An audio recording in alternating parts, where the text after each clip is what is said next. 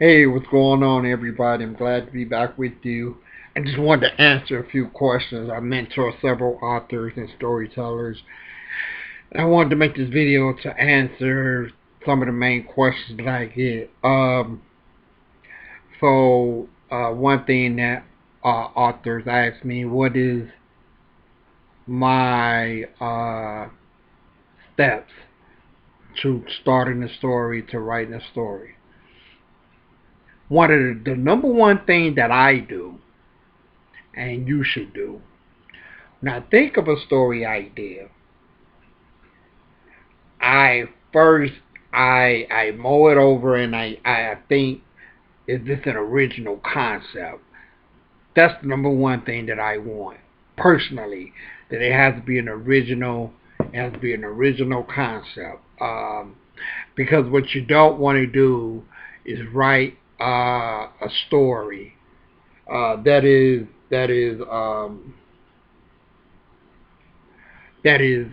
cliche and sound like a story that we've seen already or read already. So that's the number one thing. Coming even if you have a story that has similarities to another story, do something to make your story uh, stick out, original. You know what I'm saying? Like example, if you wrote a story, and this might be a bad example, but this is kind of what popped in my head. If you write a superhero, um, instead of naming him Superman, you might name him Electric Man or something. And instead of him falling in love with Lois Lane, he might fall in love with I don't know. Let me think. Well, he could fall in love with Lois Lane, but you know his antagonist is related to Lois. Something to make it original. I'm sorry, that was a bad example. But anyway, you can have a similar concept to another concept, but just make sure you um, do things to make it original, make it your own. Um, the second thing I do is think of obstacles to put my protagonist in. What could happen to stop him from achieving what he wants to achieve? What are the different things that can happen uh, that can make my protagonist, the hero of my story, stop him or her from getting what they want to achieve? So I think of different ways, different issues this person is going to have to get what they want, which really creates your story. When you create the obstacles, you pretty much are creating the story. The last thing I think about is, and really important to me, is the supporting characters, the reflection character. Who is the protagonist going to depend on to help him or her achieve what they want to achieve? Um, it could be his girlfriend or her boyfriend, his or her mother. It could be the neighbor. You know what other characters I'm gonna put in here to help push the story forward? Because in most cases, a protagonist needs help to achieve what they're trying to achieve.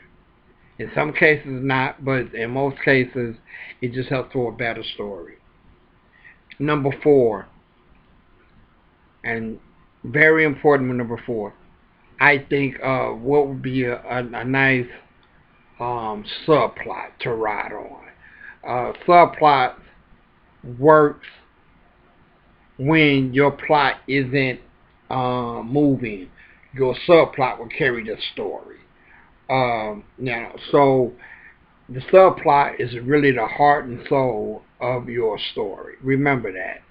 Subplot is the heart and soul. So I think of all of those things. I think of an original concept.